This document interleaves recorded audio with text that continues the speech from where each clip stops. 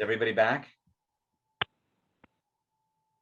Maybe people are coming back right now. So Zuvi, I just wanted to we just got cut off, and of course, is never a good time with these things. But I'm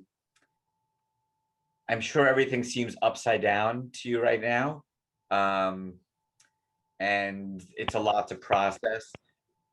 But there are other. So Zuvi's son just got diagnosed a month ago, and literally the breakout disbanded 10 seconds after she shared that. So there is a community of moms and dads and siblings, and there are other people to help you. And I think that's kind of the purpose of this is to not go through this alone and to learn from other people who have already kind of walked in your shoes and maybe have some tips and tricks and techniques to life in balance.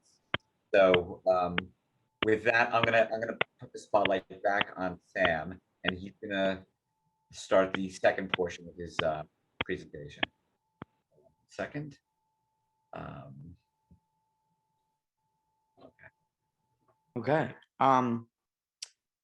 So for the second part of this presentation, I want to talk about kind of what I've taken away from that incident that I shared with you, and particularly my brother's reaction to it, and how I use that reaction and that incident to live my life at this point, a life that I can live happily and less stressed out. When I was younger, and when I had been a little kid, a lot of my frustrations and my fears and my sadness stemmed from what my brother was no longer able to do, what he once could do and no longer could. Like something as big as playing one-on-one basketball in our backyard, or something as little as just like getting help into the car. And observing those things and seeing a diminishing physical base, it saddened me, and it angered me, it frustrated me. And then as I got older and I started to acknowledge and recognize the finality and kind of the severity of Duchenne, and what, you know, is kind of the final call or whatever, that was presented a whole new set of fears and a different set of difficulties emotionally and mentally that I had to digest. And the two kind of chapters of dealing with those were where I had once been very concerned with the past and constantly wondering and worrying about what my brother once was able to do and now what he can no longer do, and constantly being hung up on the past. And then as I got older, my fears were rooted very much so in the future and the ambiguity of what would happen and when in the future.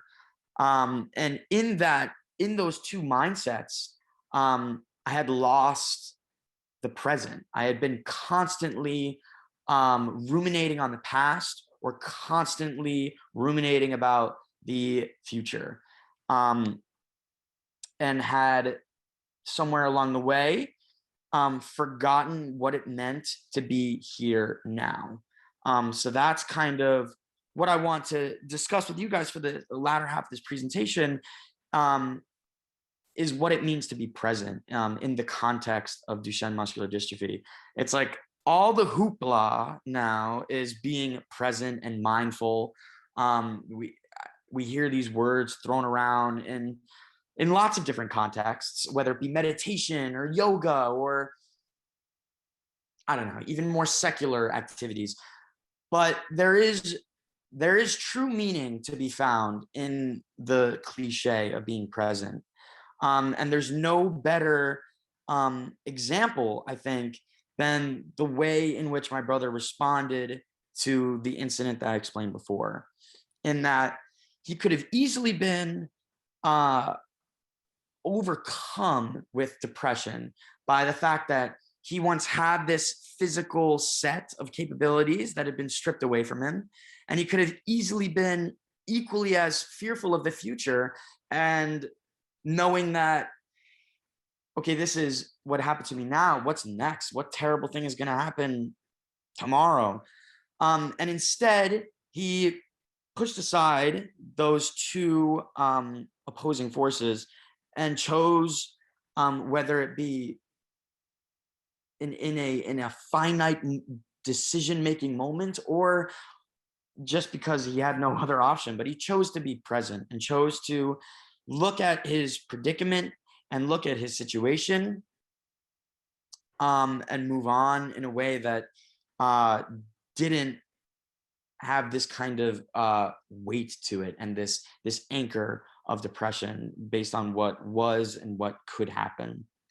And seeing that in my brother really made a resounding impact on me as a sibling, as someone who's grappled with the difficulties of Duchenne for the entirety of my life.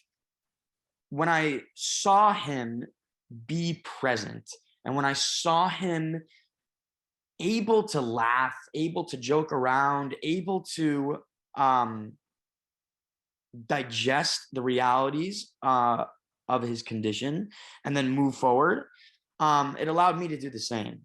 And I was able to kind of make the active decision to say to myself, if my brother, the freaking kid who is dealing with the difficulties of this disease more so than anyone else around him, is able to do just that, then I should be able to do the same.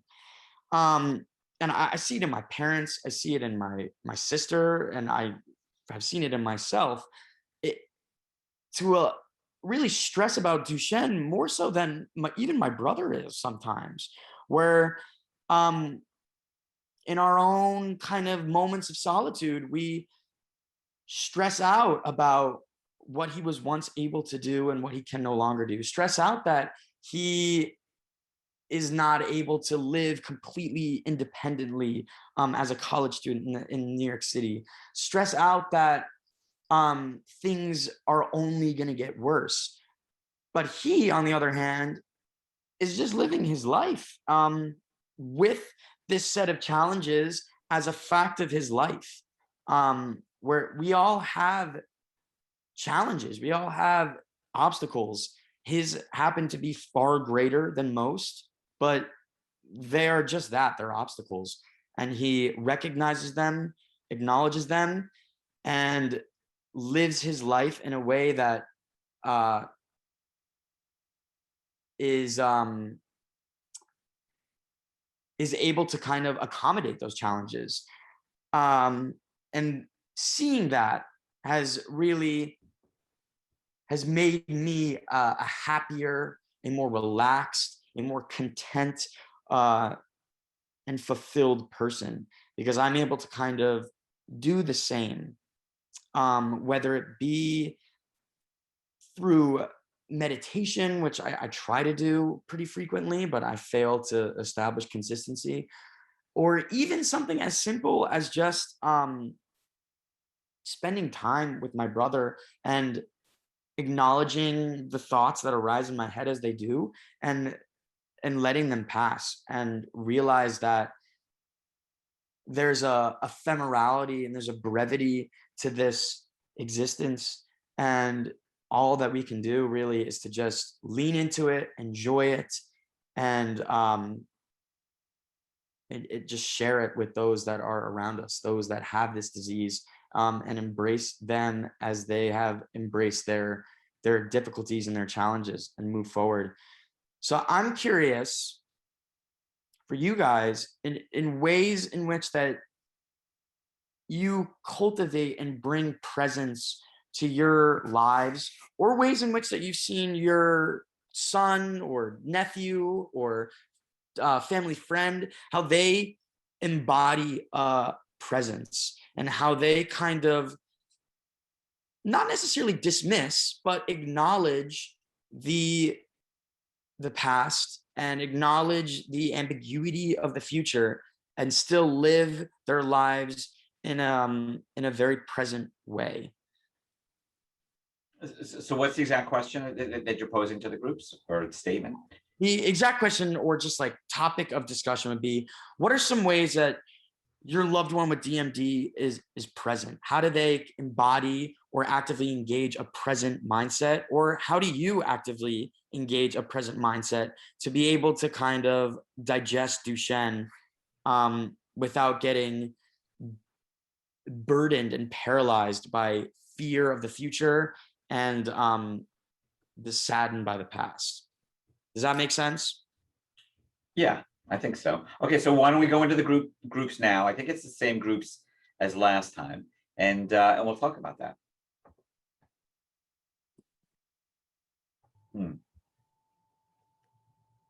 Sam was amazing. I just thought it was ridiculous.